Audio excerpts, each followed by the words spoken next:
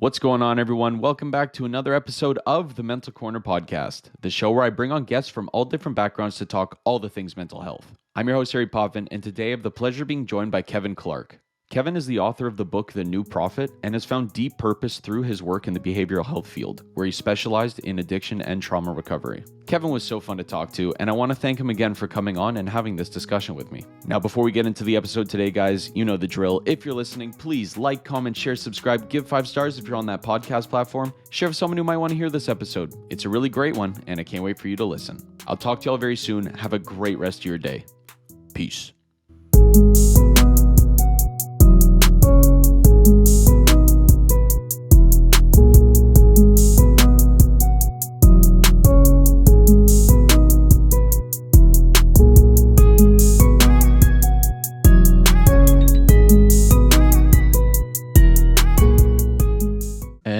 We're good to go. Kevin, what's going on, man? Thanks for coming on. Yeah, thanks so much for having me, Harry. My pleasure. So, before we get too deep into anything, what kind of got you inspired to get into the field of work that you're in?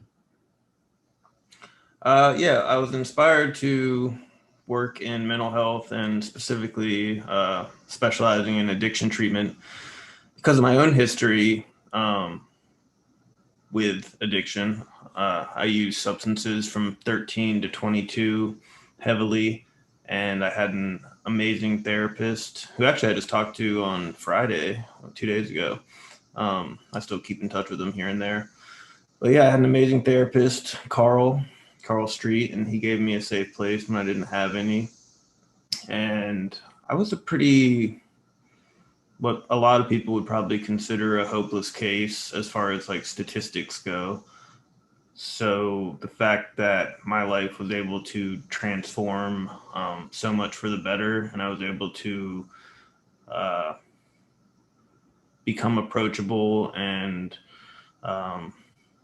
tap back into like my compassionate self and contribute to society.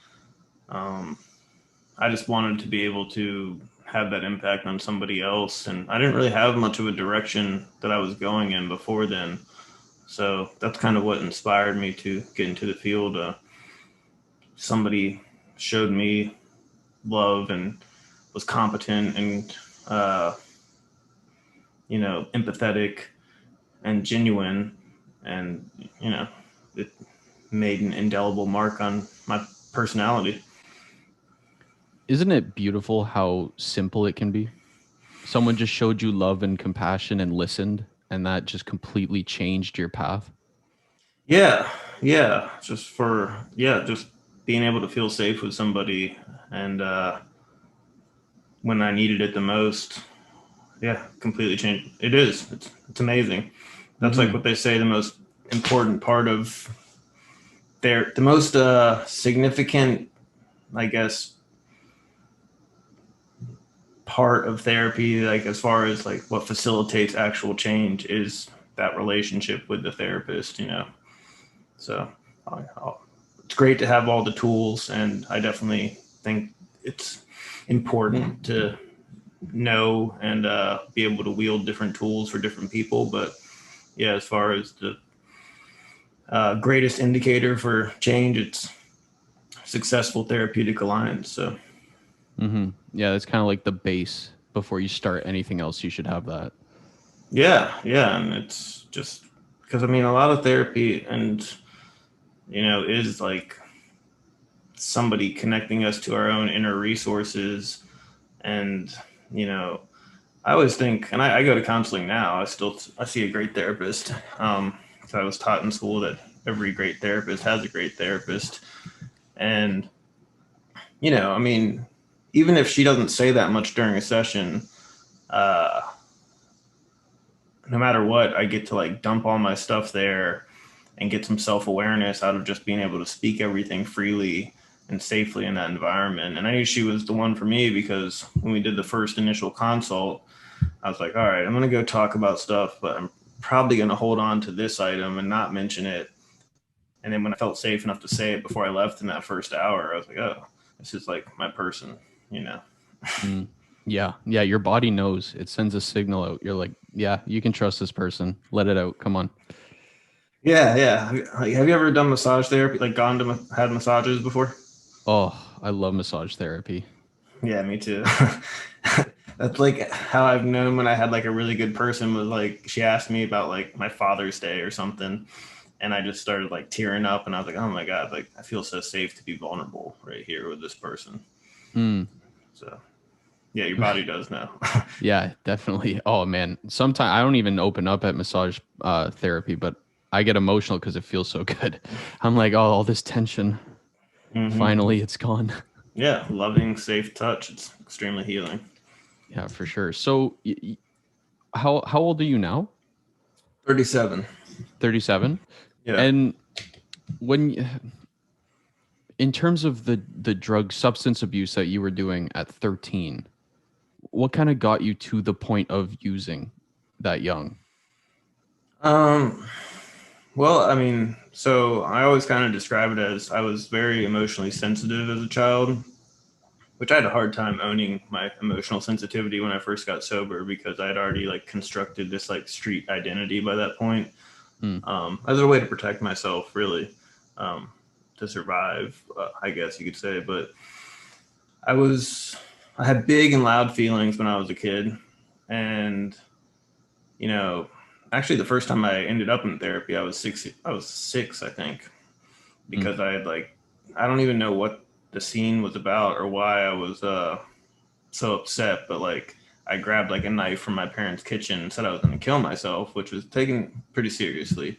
yeah. And I've never, I don't know that I was actually suicidal in that time, but I was, like I said, I just had big, strong feelings that were a lot, and I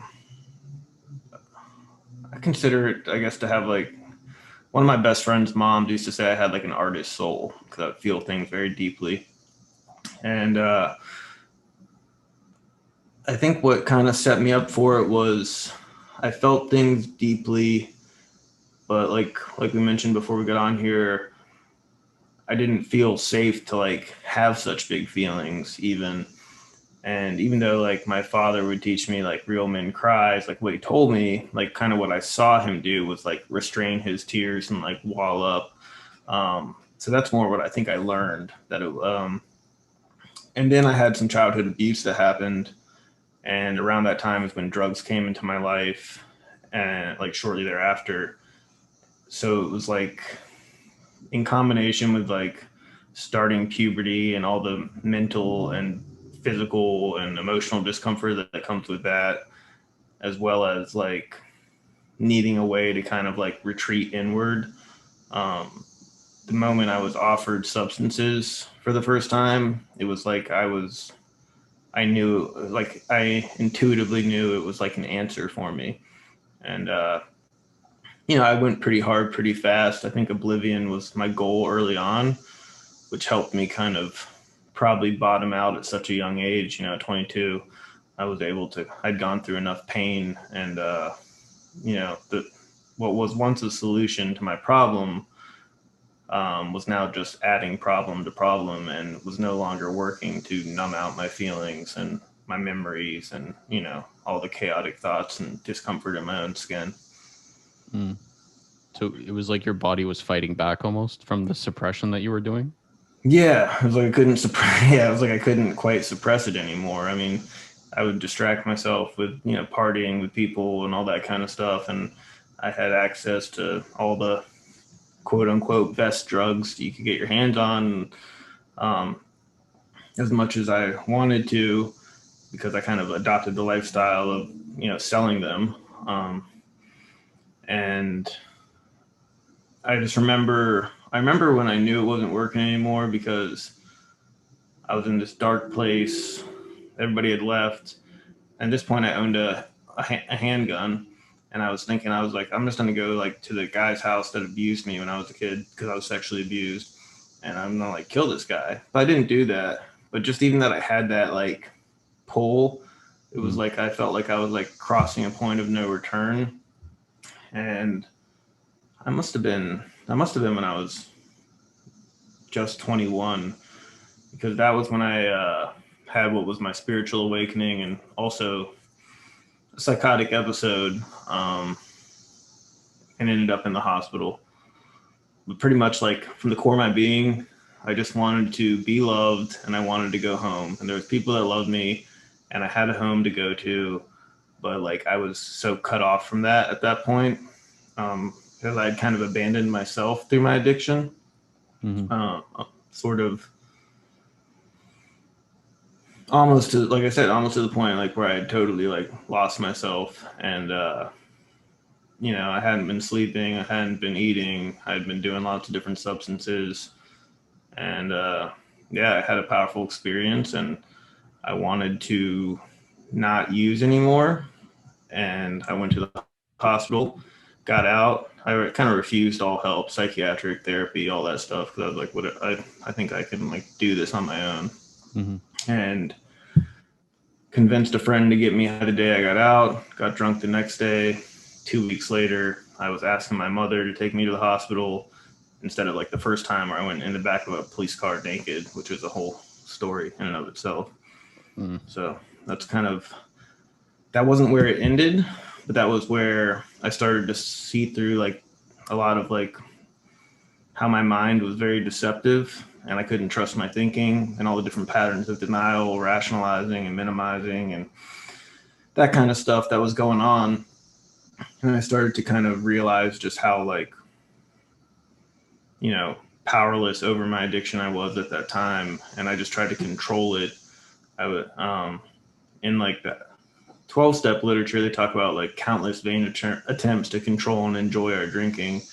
And for the next year and a half, that was sort of my experience, until the police intervened. And I was physically separated from the substances long enough to go to treatment.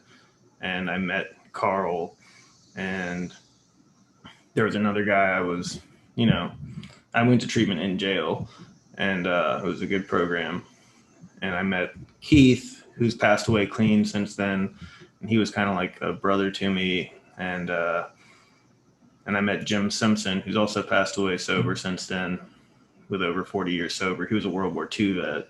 And it was like I kind of had like what I always called the three wise men that came into my life at the exact right time that kind of saved my life. So, Jim was kind of like a grandfather, and Keith was kind of like a brother, and Carl was kind of like a father in a way, Yeah. Yeah, you had some mentors finally. Yeah, just when I was in the most need, the universe brought me exactly the people that were perfect for me. And that's beautiful, man.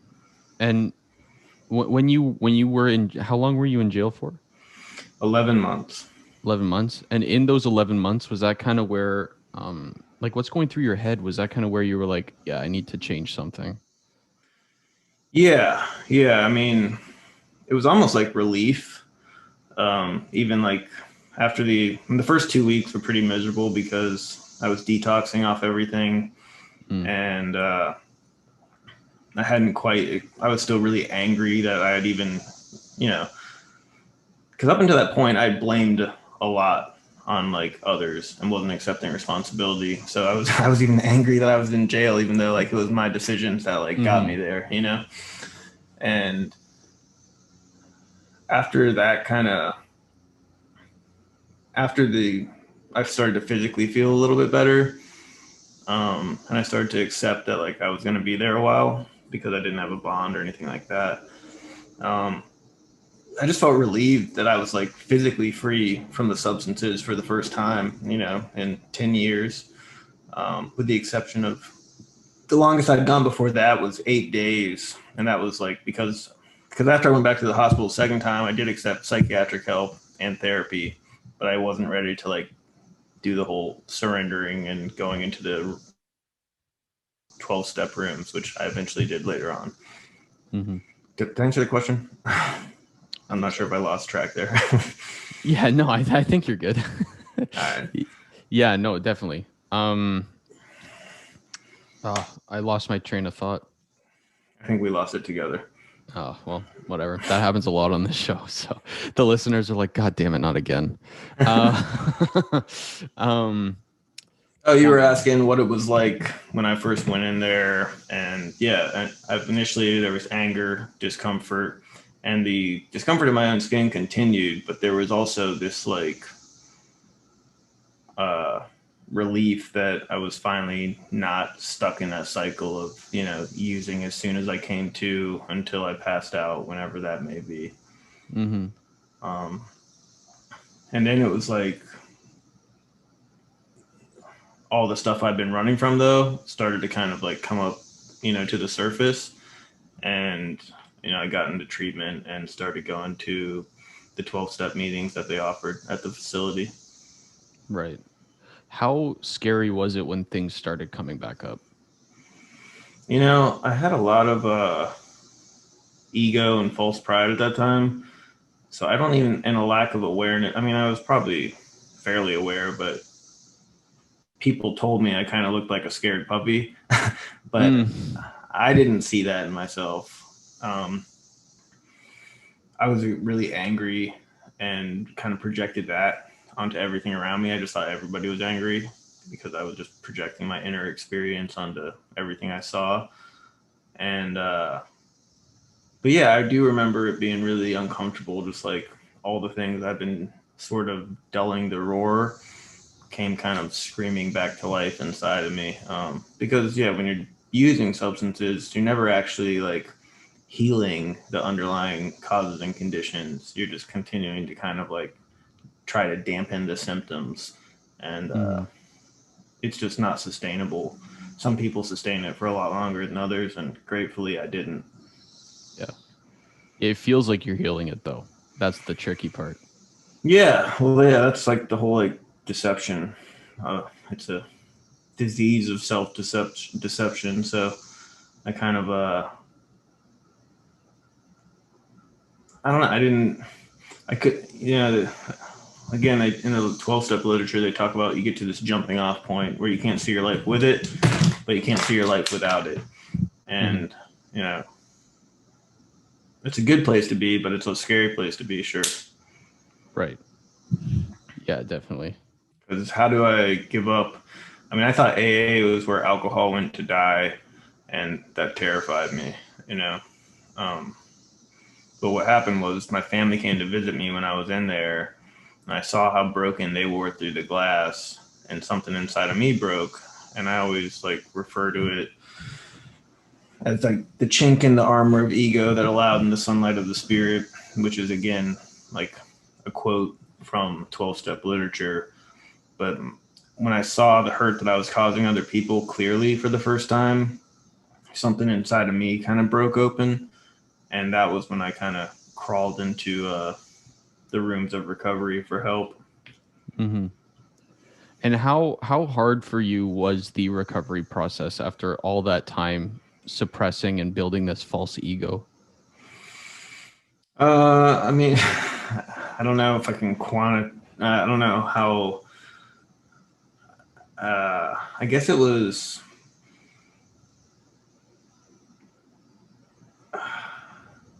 I mean, it kind of comes in layers. So I remember around like 6 months, there was a lot of like emotions that were coming back, like even more coming back online. And that was when I did my first, what's called a fourth and fifth step in the room's 12-step recovery with Mm-hmm. that guy Keith I'd been talking about.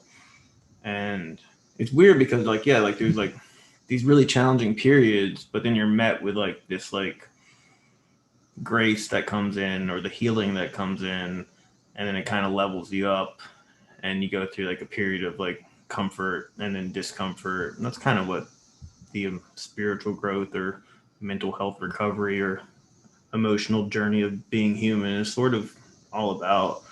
Um, like after I unburdened my stuff of all that stuff from the past that you do through that searching and fearless moral inventory, um, I got the knowing that I was not alone, because Mm-hmm. that's what he told me. He put his hand on mine and said, "You're not alone."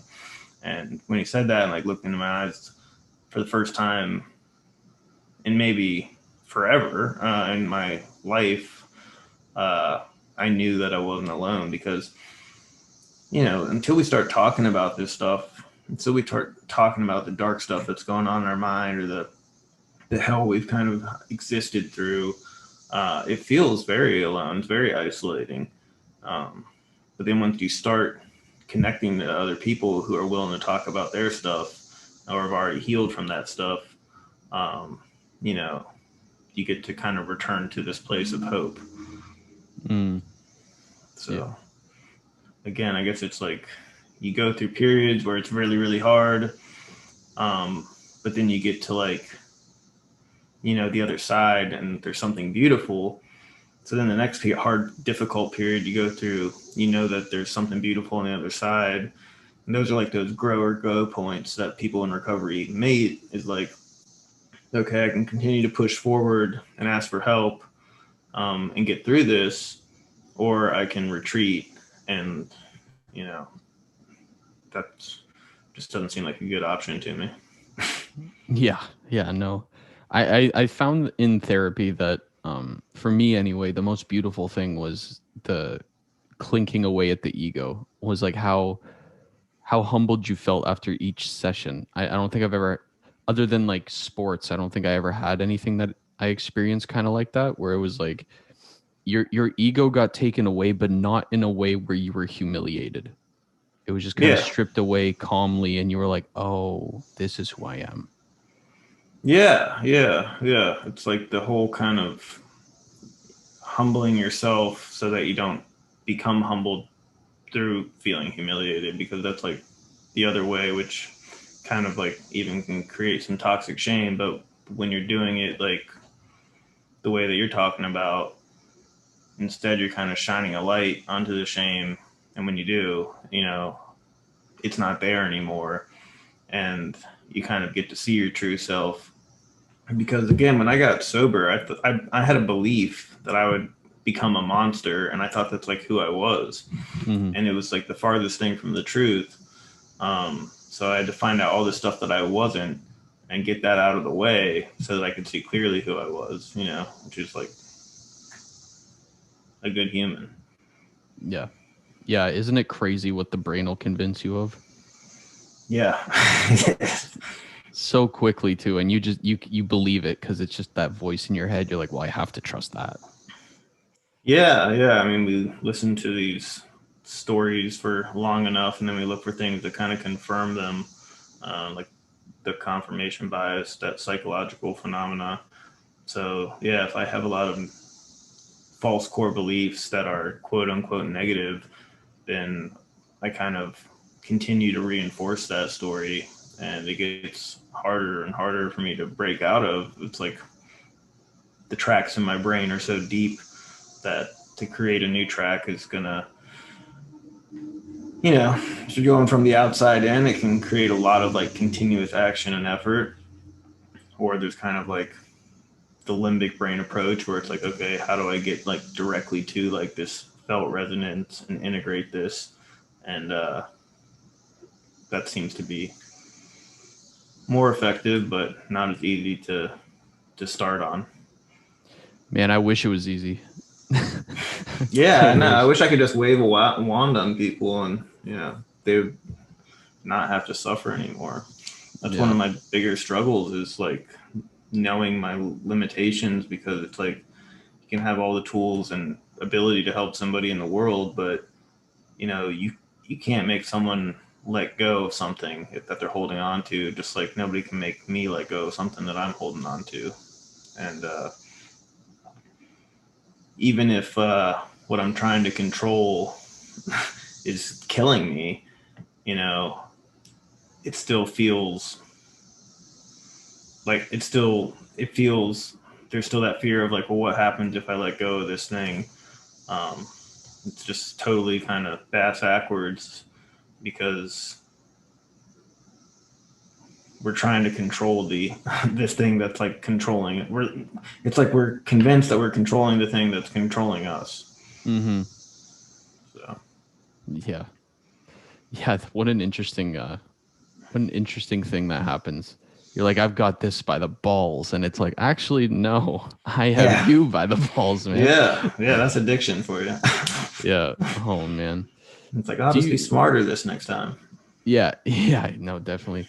Do you find that your experiences in life actually help as a at like in the work that you do? Do you find that going back to what you've experienced is a helpful tool?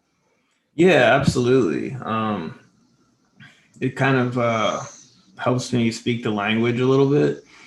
Um, and that's with or without self disclosure, because you don't have to necessarily say I've been there, I've done that. Though I do use limited self disclosure when it benefits the client, absolutely. And there's a lot of times that it does. Um, but even just to kind of understand that train of thought, if you understand catastrophic thinking, Mm, then you can almost like, if they start to describe it, you can like tell the rest of the story for them, and they're like, it's almost comical to them because like you get it and you understand. And when they realize that, there's a trust that comes, and they know that what you're telling them isn't bullshit, and that they can, that they can listen because you found a way out of like a dark place like that. So yeah, I think it's definitely an asset for sure. And you know, and even not just, even outside of addiction, I think the more you get to know yourself and the more you start to work through whatever it is, the more you know anybody else. And we're all just connected as humans on that level. Like none of us are that different. Whether you suffer from addiction, whether, I mean, whatever your diagnosis is, you're still a human. So yeah. Yeah, I think sometimes we forget that we don't go back to, oh, we're all just human. We just kind of go, oh, I'm my experience and no one is anything close. yeah, and that's a disempowering place to be, Mhm. because if we can't accept that, like, other people have possibly had it as bad as we had it, or have gone through struggles like we have and made to their side, then it kind of keeps us in that state of learned helplessness, and you know gives us an excuse to continue doing what we've been doing, or not let go, like I was saying earlier, of whatever it is we're holding on to. Yeah, the whole no one knows what I'm going through, so I'm going to keep doing this. Yeah, like you don't get Yeah. it. Like my life is like, no matter what I do, it's gonna continue to be this way, and they don't realize that like what they're describing is this like false core belief that's determining these like you know negative behavioral patterns, or they're, I mean, which is defining their perspective really. Mm, But perspectives can change, people can change. for Yeah. sure. Tigers can change the color of their stripes. Mhm. Yeah, definitely. Well, yeah, maybe. Yeah, I know for sure they can.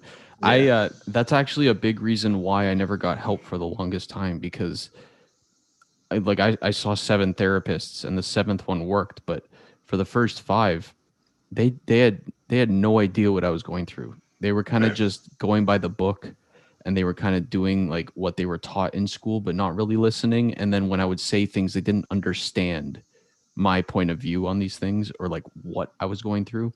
So then I immediately was just like, oh, no one gets it. Because no Mm-hmm. one else in my family group, friend group that I knew of was going through anything close to what I was going through mentally. And that thought alone was just, well, you guys will never get it. And no matter what you say, it's not my life or what I'm experiencing. So I'm going to keep doing it because you have no clue what you're talking about. Right. And that's a scary cycle to be a part of. Yeah, no, absolutely. Yeah, I think there are, I think sometimes, I mean, I think the book or whatever, the knowledge that therapists have is great. It's wonderful to like have these different knowledge, like these different areas of knowledge, and again, like different theories that you can kind of implement and see how they go with people. But yeah, it's not going to really there's no like cookie cutter approach that works for everybody. And I think the longer people are in the helping profession, or even like not in the helping profession, of just like if you're in 12 step rooms and if you're any kind of mentor of helping people, you realize that like different people need different approaches, and you can only meet someone exactly where they are, not where you want them to be. So therefore, I couldn't start you on the same work that I might be able to start like, you know, Joe or Molly or person X or whatever, you know, Mm-hmm. because they're just, you know, you've got to be flexible. Yeah. Yeah, definitely. And even on the other side of it, on the client side, like I had this problem. I feel like sometimes we put, therapists and mentors and the whole, 9 yards. I think we put them all on a huge unrealistic pedestal, thinking like they're going to be the solution to everything. They have all the answers and they don't ever feel the way I feel, which I think just sets the client up for failure. Like at the end of the day, you mentioned it right before, therapists need therapy and they're humans at the end of the day. But if you approach therapy that way, as opposed to they have all the keys to this chest box that I'm trying to open, then you'll feel a lot more accomplished at the end of that session. Yeah, yeah, no, definitely, because it's more of a collaborative effort than a person like, because otherwise, what's going to happen the hours you're not in therapy, you know? And that's why, like, even Carl like has told me early on, he's like, you're the one doing this stuff, you know? So again, like that's why I think it's important to connect someone to their own inner resources, because and they can find them themselves really, but the art of therapy is more of like the art of asking questions so that the person can find that stuff. um, so if someone didn't like, if I don't understand a client, I need to find a way to ask questions so I can better understand them, because people communicate things in a lot of different ways. And uh, again, something early into the career I realized was I can't make assumptions that I understand somebody, and you know I'm gonna be wrong if I do, even if a lot of the time I might be right. um, but still, to ask the question and let that person kind of like find the answer themselves, even if I am right, is much more empowering for the person that I'm trying to be of service to. Yeah, for sure. Yeah, I completely agree. I almost would rather my therapist go to therapy than one that doesn't. I always think it's a good thing when someone says they go to Yeah. therapy, or someone I'm working with in the field, because I still work at a treatment center 1 day a week. And they're like, yeah, I'm gonna go back to therapy. I'm like, oh, it's awesome, man. It's so great, because it's like the reason I don't stop going to therapy is my life continues to get better Hmm. the longer I've been in it. I wish I hadn't waited so long to go back to it. Yeah. It's weird that there's such a shame still around therapy. Yeah, yeah, or like I should be good enough or well enough that I don't need. Uh, I don't know. It's a dangerous place to be, I think, especially for a therapist to think, you know. And again, like if they have supervisors that they're working with and everything, that's good too. But I don't know. I mean, our personal stuff, you know, life continues to happen. We just get better at staying out of our own way. Mm, yeah. Yeah. I agree with that. Yeah. I fell down that rabbit hole a couple times where it was like, oh, I went to one session. I'm good now. My life's great. I don't need to go again. And then 2 weeks later, I'm in that hole again. I'm like, oh, shoot. Yeah, that's like the the fight into health denial pattern, which happens a lot when people go to detox, and you get that, like I was describing, physically feeling a lot better. So it's almost like, well, I feel so much better. Maybe I don't actually need to follow through with these other steps of, it's just kind of underestimating how much of an ongoing process it is to continue to change it in the way of progress, I guess, Mm, which is common. I mean, we hear about all the time people who are taking it, psychiatric medications or antidepressants, and they're like, well, I don't feel depressed. Maybe I don't need these anymore. And they go off them. And sometimes maybe they don't, but a lot of times if they decide that and go off them without consulting a doctor, they wonder, then all of a sudden they're feeling depressed again, and they're wondering why. Well, we stopped, doing this thing that probably helped you get to that place. hmm. And you didn't wean off of it. Yeah, it's like a red flag for relapse actually, when people Yeah. just like decide to stop taking their meds. Ugh, So I've had a friend of mine who did that. They went cold turkey, and I was like, no, please don't. I mean, they got back on them, but it was like you can't go cold turkey. Just talk to someone first, please. yeah, because then a doctor can at least like help titrate you down, so Mhm. it's not so jarring to your brain. Yeah, that's just your brain would be like, what is going on right now? Yeah. So, the book, The New Prophet, where did you get the inspiration to write that? Well, I was inspired by The Prophet by Kahlil Gibran. He's a Lebanese American poet. He wrote the book, I think, in like 1923, published it in 1928. And Mhm. actually, just the other day, on like, the Facebook memories or whatever, Yeah. I got the memory. It said, I'm started to read the book, The Prophet. So I read Mm. it 11 years ago. And then I got a lot out, and I remember I was kind of called to it when I was walking through the used bookstore. I was buying, I think, like a Dr. Dyer book, probably on like inspiration, coincidentally enough. And it's funny, Mhm. Dr. Dyer even says in one of his books, he's like, when two things coincide, it means they're related. Like two angles coincide, they're related. Mhm. Um, so I bought the book for probably a couple bucks from this used bookstore, and I read it because I was reading a lot back then, and I got stuff out of it enough to where I was called back to read it again several years ago. I read it with a group of guys that I meet with every Tuesday. I consider them like my inner circle. We just get vulnerable, check in about life, meditate together, and read like self help and spiritual books and stuff like that.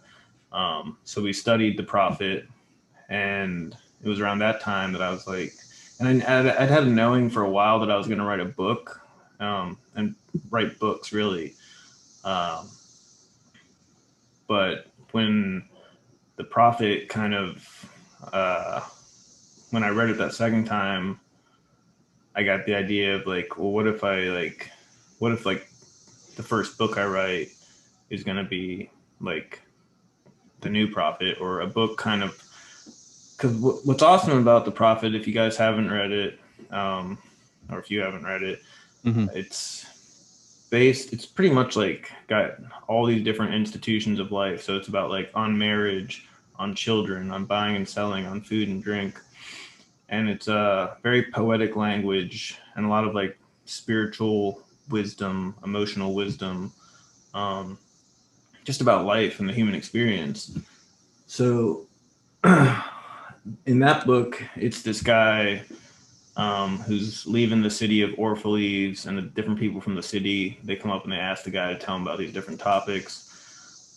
My book is about a counselor on his deathbed having a back and forth with his son, and his son's asking him about these different topics. And the topics are more about like, you know, stuff you talk about in counseling. So like guilt and shame and resentment and trauma and healing and therapy and spiritual awakening and anxiety and sadness and just a lot of more, uh, I guess, emotional. I mean, stuff that I think is very important for where we are today, like as a global society as a whole. Mhm. Um, you know, where people are really starting to take a look inward, um, and you know, there's a line in the book where I talk about like the age of ego crumbles, and that's kind of where I hope we are, um, where we're stepping into more of this uh, emotional evolution, where people are just getting more real with like feelings and vulnerability and like really connecting to each other. Because I think we've been divided in a lot of ways because of our denial or neglect to do so. Mm. So Yeah. that's what it's about. It's about a bunch of feeling stuff. Yeah. And I put it in poetic language, but not quite as poetic as like Kahlil Gibran does. I mean, the guy was, you know, I wouldn't compare the two, but definitely inspired a lot by it. Right. So yeah, so your book is basically revolves around like emotional kind of Yeah, substance. Yeah. yeah, just about like, yeah, more about, it's got, all sorts of different topics, but anything from, I mean, I start with, being human, then perfectionism, addiction, recovery. And then there's some stuff that's more like interpersonal, like, I mean, it's all interpersonal, right? But Hmm. community, connection, friendship, unity, vulnerability, and intimacy, just gratitude, presence, prayer, meditation, you know, heartbreak, just all these different things that I think are a lot of it's stuff that I was already kind of like teaching on because the treatment center I do work at, Recovery Unplugged, they have like a daily principle. So it could be like honesty is the principle of the day, or um, and when I became like the program manager, I kind of got to choose the principles of the day. So the stuff that I was starting to talk about and, therefore develop more insight. So I kind of was like writing the book for a while, probably before I started writing it, and just that it became much more a part of like my everyday conversation. Hmm. Um, and then yeah, during in 2020, I just wrote it, and I tried to write from a space of presence and just kind of like follow the pen and just see what came out, sort of thing. Hmm. So, and I was pretty pleased with it. Yeah. I think it's really the topics that you cover in that book are very important because there are things that basically everyone in today's society go through at least one of those things.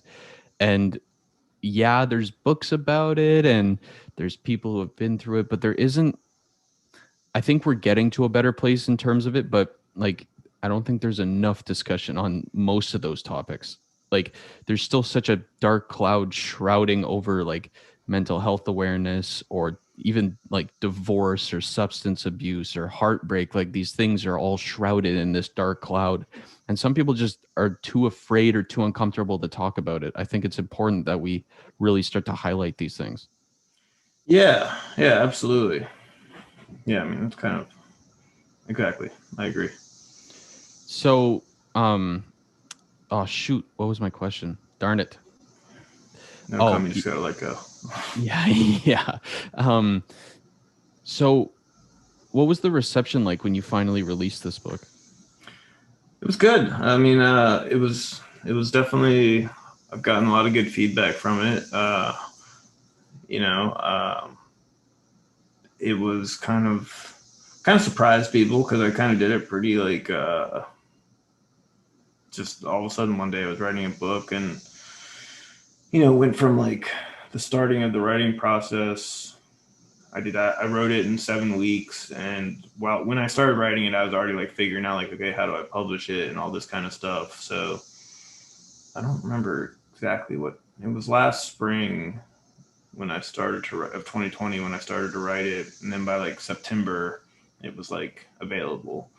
Hmm. So it was a lot quick, and I think a lot of people didn't know quite what to expect. Like people like in my life, that knew me, um, and I've gotten really good feedback as far as some people say like that parts bring them to tears. Some people have said like that like they want to get like lines from the book tattooed on themselves. So like it's connecting to something inside of people. It's like mirroring back to within themselves, and that's kind of like the goal of it. Is that people can find themselves in the pages. So I know Hmm. if like someone's like being moved to tears by parts, which I did not expect that because I just didn't. Um, then there's healing that's happening. So it's doing exactly what my goal was, I'd say, which is just to kind of, you know, inspire hope and promote healing. And for some people, it's been difficult for them to read parts of it because sometimes it's hard, I think, to to look at that stuff. So I think when people are ready, they pick it up, and sometimes they have to put it down, and other people will read through it, quickly and then read it again.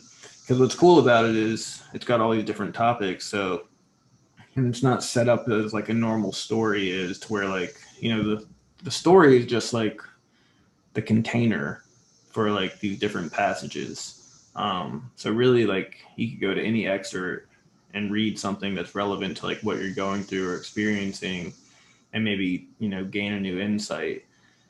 And the hope is that like the way it was written is that you could be somewhere else like 5 years later down the line, pick it up and get something like very different and see something, uh, find a deeper meaning that you weren't able to before, because that's kind of how this stuff works, with like spiritual wisdom and emotional awakening and awareness. So, and I used a lot of like metaphors and parables and stuff like that. Um, and I think metaphors make for such great teachers because, if you're like looking at a picture, if there's a picture kind of painted with words, it allows you to kind of access it on multiple levels of meaning, just by virtue of that. And I don't know, I always kind of refer back to another like Dr. Dyer quote, which is like, if you change the way you look at things, the things you look at change. So if I'm giving people like a way to look at their emotional experience differently, then all of a sudden they're having a different relationship with it, and, a more constructive, helpful one. Whereas before, like you said, maybe it was like, they were afraid to even look at stuff to do with their anxiety, or like, there was so much guilt and shame around even having guilt and shame, but when they start to kind of get a better understanding of it, or start to be able to like put words to it, because even labeling something, changes your relationship with it. So if I'm having an experience and I don't really know, like I had a client recently that, an older guy, and he didn't really know he had anxiety. He's like, can you tell me more about like what anxiety is? So I kind of gave him like the usual education on anxiety, and then it became immediately helpful to him because when he was having it in the moment, he could like recognize what was happening instead of just like reacting to it and kind of like being his anxiety. Just like how meditation kind of helps us create space between our thoughts and we become like an observer and one who has these experiences. If you're not able to separate yourself from it and you're enmeshed in it, you're kind of like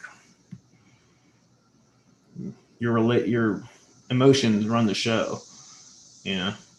Like when you're talking to an angry person, like if they are angry, like you're just talking to that feeling, even just like a person who's under the influence of alcohol. But if it's someone that's aware enough to know that they're having an experience of anger, they can choose to like respond in the moment and create a different outcome instead of feed it and cause the problem to grow instead of like entering a solution. Yeah. It's kind of like when you're in an argument with someone and you're like, why are you yelling? And they're like, I don't know. It's kind of yeah, it is. So, and again, like I don't think any of us are like, at least I'll speak for myself, I'm not doing any of this stuff perfectly, but I've had a lot of growth and change for a long time now. And I guess part of me like was taking my wisdom for granted and still sometimes can, but then I forget, like when I started to even get sober, I had no idea what, like, because I was not familiar with like these circles or these words. So like I remember I thought humility meant just walking away from like a fight. Like, I had no like idea like what it actually was. It was foreign concepts to me. So I think as I worked in the treatment center with lots of people, I never really considered myself a teacher, because I work with this one guy, Eric, who's like brilliant with like addiction in the brain and can explain it in ways that is like extremely profound and impactful for people, and actually helps people show themselves grace when they understand how it works in their brain. But so I always think of him as like the educator. And I had a client tell me, she's like, well, you're just a different kind of teacher. And it's just because I guess I teach more from a spiritual perspective. And it's not like it's like God this, God that, or anything. And I heard a training recently.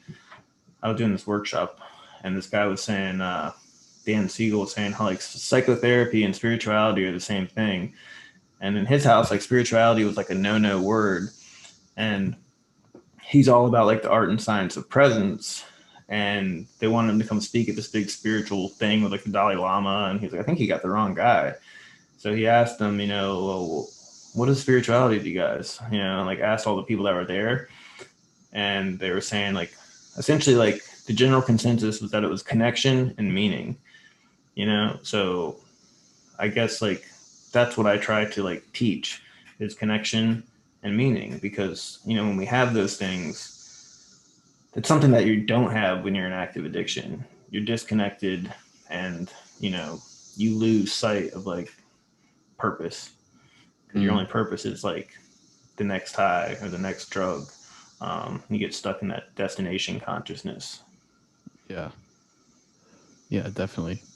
I think what's beautiful is that I think as a population we are more we're we're more willing to open up and learn about these emotional things. I think we're more emotionally aware than we've ever been, and I could be wrong because I'm not a historian, but I think you're probably right. Yeah. yeah, it like we're willing to learn, and we're kind of shooing away this idea that emotion is just this binary thing where it's like happy or sad and that's it. Which I think is going to be huge in the next coming years, because like even I'm pretty young. Even when I was growing up, depression was crazy. That's it. You were labeled crazy. That's all you are. That's all you're ever going to be. You're never going to achieve anything. And now we're realizing that you can be fully functional as a human being with a mental illness or with some mental health problems. Some of these things are very curable, either with medication or changing your environment. I think we're starting to lean more towards the full acceptance, which I think is beautiful. Yeah, it is. Absolutely. And I would agree with that 100%. Like when the original Prophet was published in 1928, he probably couldn't have, like, he may have been, I mean, he was a very probably emotionally aware person, but, there's only so much that, like, he could probably convey that people were, like, willing or able to pick up at that time, So whereas now it's like, yeah, there's lots more people accepting help and therapy, talking about mental health. And even this pandemic has kind of, you know, brought it to the forefront in a lot of ways. And, people are starting to get help that wouldn't have before because, whether they've had stuff that they have worked through or they haven't, it's been a challenging time for a lot of people, and that it's been isolating, or there's been deaths, and then like all the other stuff, like a lot of stuff's gone on in the United States, to where it's kind of like pointed at like collective trauma, and how can you not feel that? Like, it's like a lot of powerful, like unresolved anger and hurt and fear. So, which all kind of points back at the inside job. So I think it is like the time for mental health awareness. And again, I don't know if it's because that's like the circles I surround myself with, but it does seem like those circles are getting bigger, doesn't it? Oh, 100%. You're seeing it even like in the media with athletes who are like, I don't remember the tennis player's name. Her name. She backed down from the tournament because she needed to focus on her mental health. Or even for swimming, there's a guy named Jacob Peebley. He said, I'm not going to go to Olympic trials or go to the Olympics because, I'm really going through a tough spot. You've got like Dak Prescott and Kevin Love, Michael Phelps, like all these top athletes who never would have spoken about this stuff before, finally opening up and sharing. And then you look at the communal reception, and it's for the most part positive. Obviously, we've still got a long way to go with the people who are just like, just grow up, stop being such a bitch. Blah, blah, blah. Yeah, the man There's up always thing. Yeah, there's always man up. Oh, I hate. I heard a client say it was really awesome. He said, "Man up and feel your feelings." I was like, man, Yeah. that's like the best thing. Like, what a good spin on that. Well, yeah, for real. Like, it's true. Like, just accept your emotions and feel your feelings and do these things. Like, that's more manly than anything. Yeah, I think that's what we need to do. And when we don't, it comes out in ugly ways. Hmm. So, Yeah, no, I think despite, and of course, with like social media, all this, like all the negative stuff so enhanced, but like, I just think despite all those negative comments and that negative reception to this increase of mental health awareness, I think we're headed in the right direction. I think it's very promising. absolutely. Yeah, there's going to be resistance that comes up, and there's always friction when change is happening. And, there's always pain when great shifts take place, whether that's like on an individual level or a collective level. So, Hmm. it's been a painful year for a lot of people. But on like, again, like going back to the beginning of the conversation, like when we're looking at like growth and like the way it kind of works, we get to these like periods of like relative peace and comfort, and then we become more aware of like things that need to change because of pain that comes in and brings our attention to it. I mean, think about pain in the body. It brings your attention to like somewhere that needs help.